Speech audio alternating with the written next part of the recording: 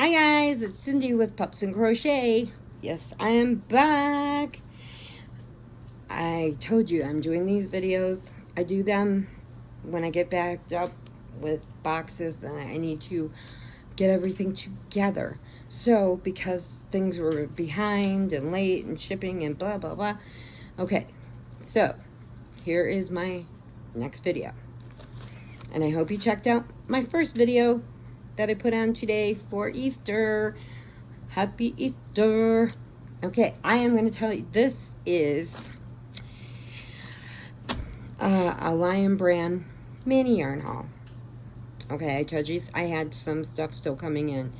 But I got this on sale. So, I'm always up to trying something new that I haven't tried. It might not be new in the stores, but it's something new I haven't tried. So I ordered it, and I made sure I ordered enough just in case that I really liked it. So what I got was, it was from Lion Brand, and this is called Summer Nights. I've seen it on there, but I have not ordered it. So I ordered it. They sent me a special thing because they're enabling me. I am in Yarnaholics Anonymous, but they're enabling me. So I can't ever get my stitch marker because I keep failing and have to start all over. Okay, so these are really pretty and they're super soft. They're a number 1. Yes, a number 1. Very, very thin. There's 437 yards in this little bitty ball. It's 82% acrylic and 18% polyester. So all of these have the same specs. And it says to use 3.5 or a 4.5 hook. I don't know which one it says. It might be 3.5. But I will show you. This one is called Castaway. And they all sparkle. They're sparkly. So this is Castaway. So I wonder if, and I'll show you how thin. See how thin that is? So I'm going to see what I can make of this. So I got 4 of these. So that is over 1,700 yards for 4 of these little balls. There's a lot of yarn. So I got 4 castaways. I got this one, which is called Ocean Cove. And I think you can see the sparkles. And this one's really light pinks and lilacs and blues and greens with a little glitz in there. It's really pretty. Where this one's all like different color blues and a little bit of green and a little bit of gray. But either way, they'll still look, you know, they look kind of cute together. So I got 4 of these Ocean Coves. And they are squishy. I'd say on Cindy's Squish Factor, I would give this a 9.2. Yes, because it is super squishy and it bounces right back. So this is very, very nice. It's very nice. But this, I haven't really used really thin yarn like this, so we're going to see how it works out. Okay, then I got 4 of these called Treasure Island. And look at the color on that one.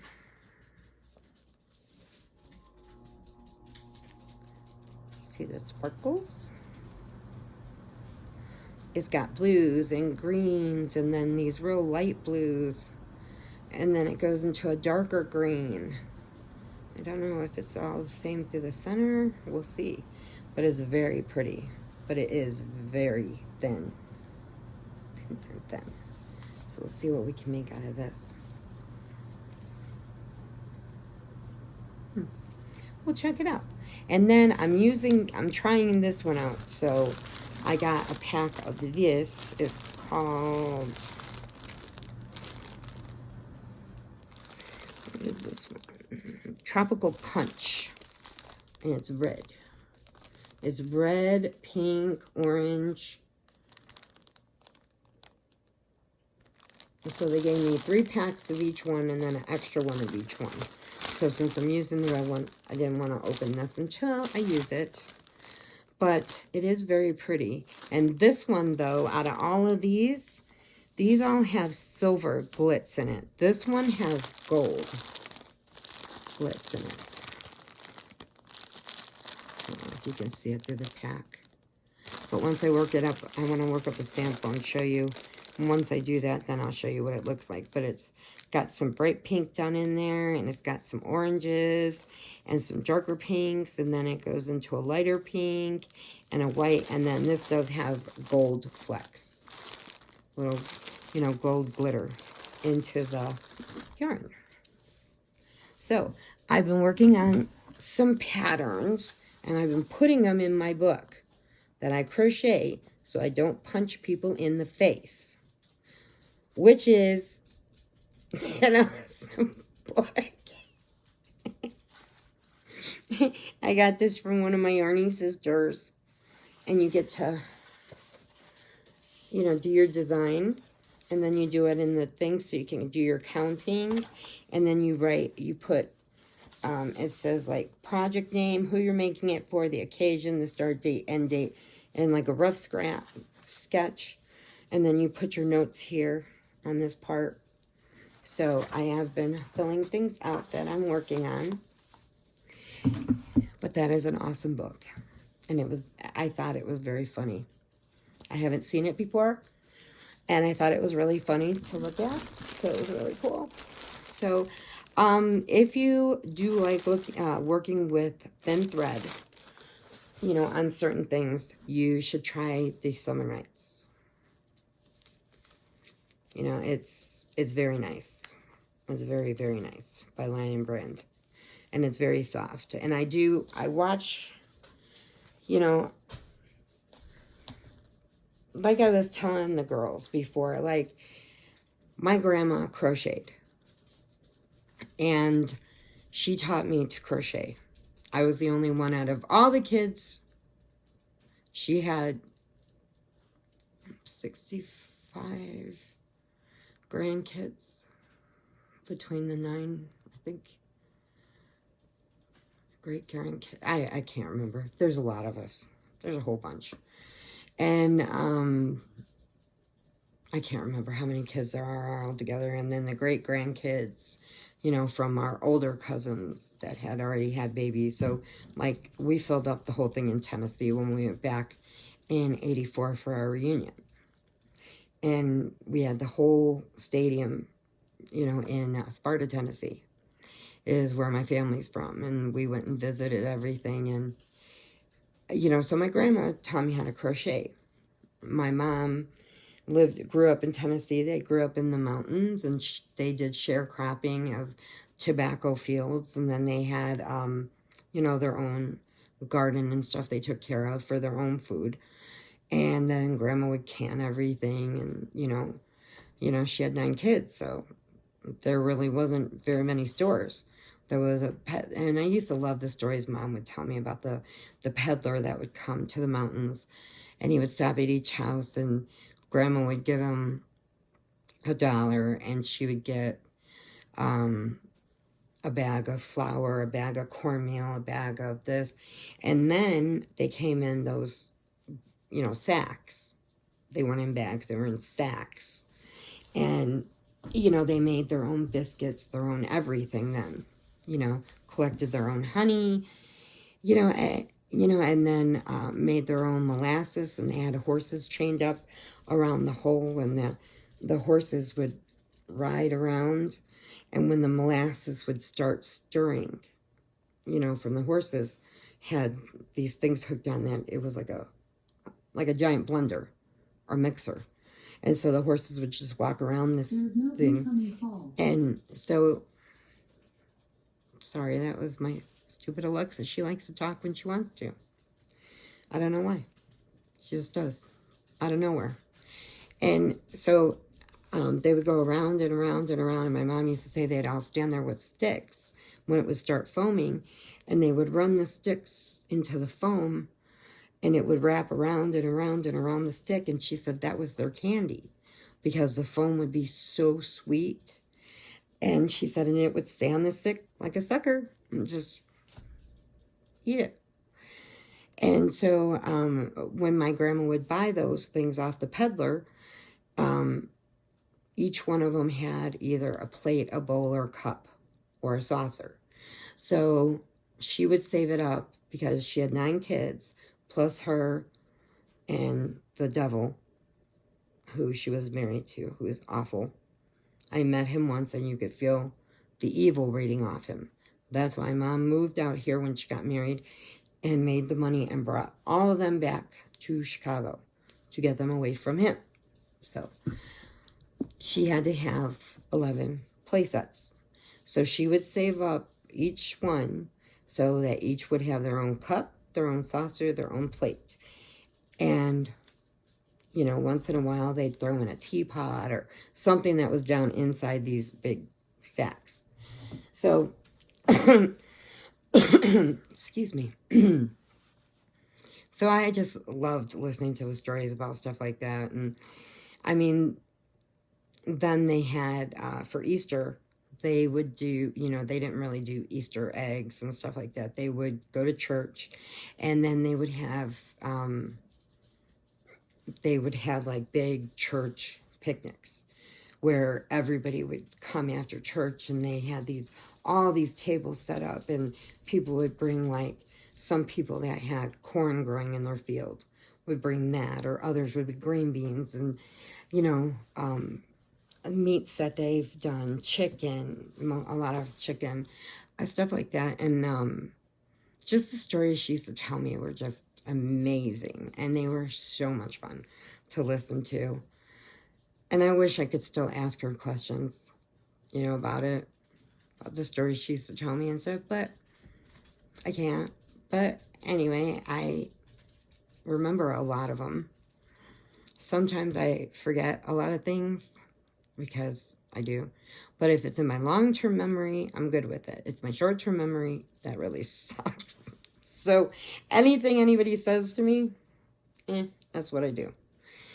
But anyway, so my grandma had taught me to crochet. So back then, my mom would pull up in front of Woolworths or Murphy's. And if you guys are younger, you really won't know what those stores are. But they used to be like a Walgreens. But they had everything in there. They would have a little lunch counter. They would have all your medicines. They would have all your household items. Everything that you needed was in this store. Clothing, everything in the store. Okay, so my grandma would just tell my mom, I need red, blue, green. Or she'd say white, yellow, and purple. You know, they didn't have mixed colors. They didn't have stuff like that. If you did it, you mixed it yourself. It wasn't like that. So my mom would pull up in front of Murphy's or Woolworths, and she would give us the money, and we'd go in there, and then it was like you paid 50 cents for a skein of yarn at that time. And so, I mean, I could be a little off on that because I was real young, but I know we used to get a lot for a couple dollars. But I'd go in there, and I'd go to the yarn section, and they had purple, blue, white, red, green, yellows, and that. So I would pick the colors she needed and take it to her. There wasn't a whole bunch of brands. There wasn't a whole bunch of fabric, fibers. There, you know, it was just yarn. That's it. So I'm assuming that all of it before was acrylic. Maybe some cotton. I'm not sure. But, you know, so my grandma taught me, and then I taught Sadie and Kristen. Sadie still remembers some of the, like, cross-stitching. Cross-stitching I picked up on my own. I didn't even start with the beginner ones. I just went right into counted cross-stitch. I just started doing it, and then when I got into home ec all the time. Or not home ec, sewing home ec was sewing. And so they taught you how to sew fabrics. They taught you how to, she'd teach you if you wanted to crochet, if you wanted to, but mostly it was mainly on the machines and stuff. And I would do a lot of cross stitch in there, and she would ask me, how did you learn this? And I'm like, I don't know, just picked it up. And it's like, I'm a visual learner, you know, like I can see a picture and I can try to duplicate it. I can see somebody do it and I can copy them. I can do it that way. But to sit there and read everything out, it's like, it takes more of my concentration. And it really, even then, did not have that much concentration.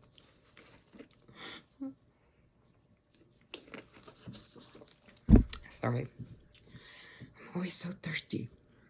So, anyway, I talked as much then as I do now. So I was always told, Cindy, be quiet. Cindy, be quiet. Cindy, if you don't stop talking, turn your desk around.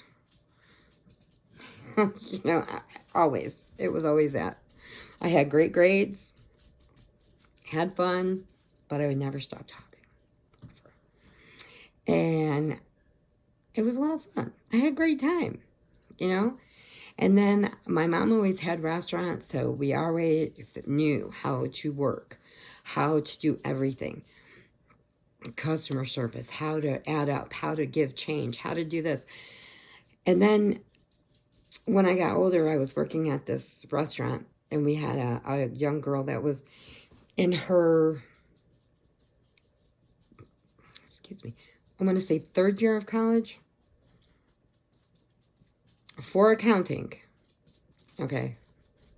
3rd year of college for accounting. Our lights blew out. I came out of the back and I looked, and there's a whole line of people waiting. And I said, what are you doing? Why aren't you ringing these guys up? She goes, our power's out. I'm like, okay, you can still open the door. Their tickets are right there with their receipts on there, how much it is. Give them their change and let them go. Why are they lined up like this? And she goes, I don't know how to count change. I said, what? She goes, I don't know how to give change without the machine telling me. I said, what the heck is wrong with you? You're going for accounting in your 3rd year and you can't count change.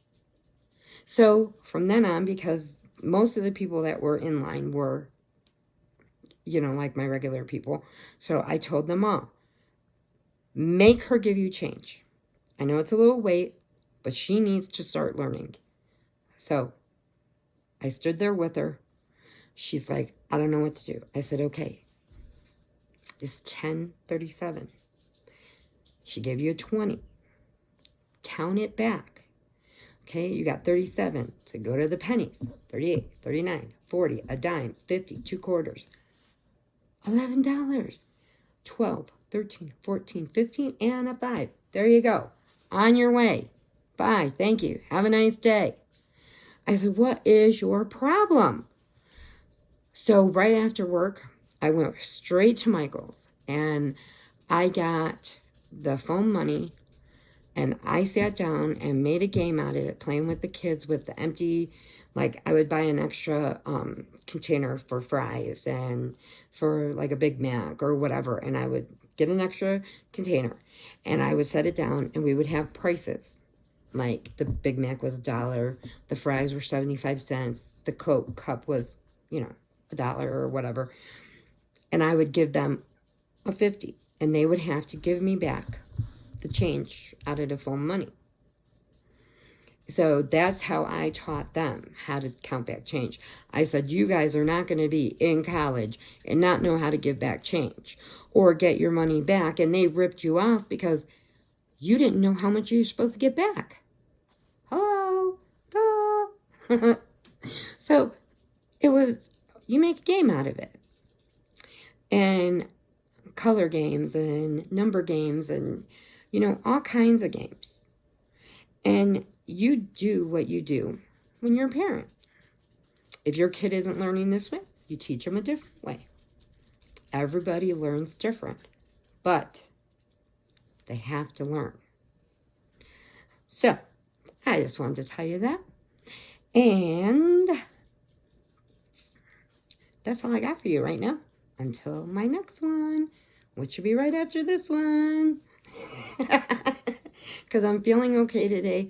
My back has been giving me a little problem because of all the rain and stuff. Because in Illinois, it has been raining forever. It finally was sunny out today.